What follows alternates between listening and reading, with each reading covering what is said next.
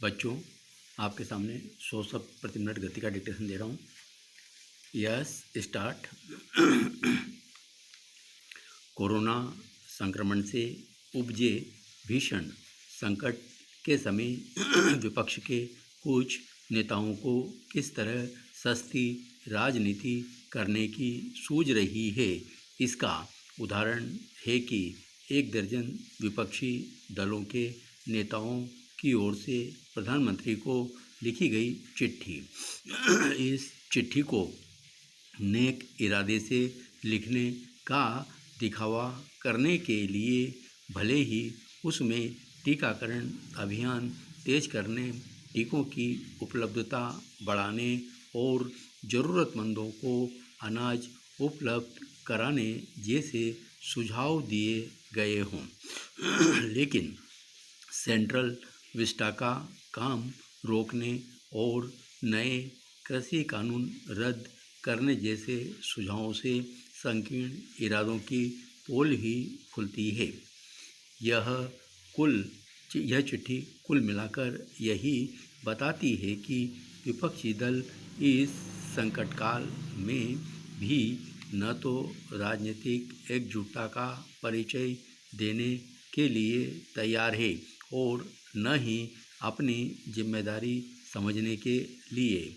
हैरानी नहीं कि वे अपनी जिम्मेदारी से बचने के लिए ही यह सब कर रहे हों, क्योंकि तथ्य यही है कि जैसे केंद्र सरकार इसका अनुमान नहीं लगा सकी कि कोरोना संक्रमण की दूसरी लहर इतनी भयावह होगी, वैसे ही वे राज्य सरकारें भी, जिनके मुख्यमंत्रियों ने प्रधानमंत्री की लिखी गई चिट्ठी में हस्ताक्षर किए हैं।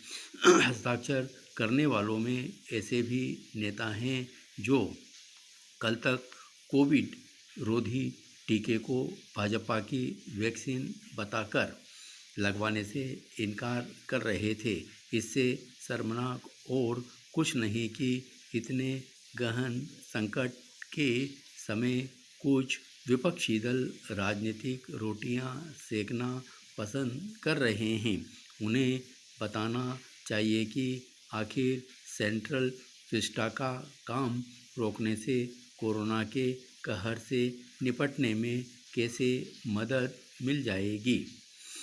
यदि वे यह संकेत करना चाहते हैं कि जो पैसा कोरोना संकट का मुकाबला करने में लगना चाहिए वह सेंट्रल विस्टा के निर्माण में खप रहा है, तो यह लोगों को गुमराह करने वाली शरारत के अलावा कुछ नहीं। यदि सेंट्रल विस्टा का काम रोक दिया जाता तो उसके निर्माण में लगे मजदूरों के पेट पर लात ही पड़ेगी। क्या विपक्षी नेता यही चाहते हैं?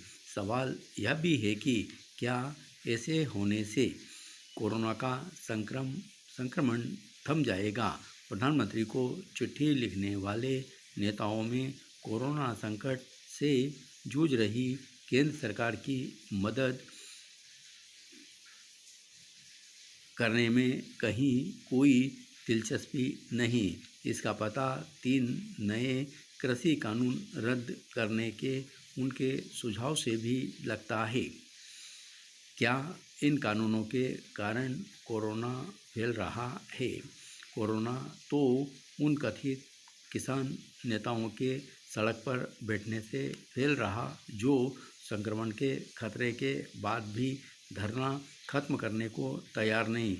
आखिर यह राजनीतिक बेईमानी नहीं तो और क्या है कि विपक्ष इन अड़ियल नेताओं को धरना खत्म करने के लिए नहीं कह सका। धन्यवाद।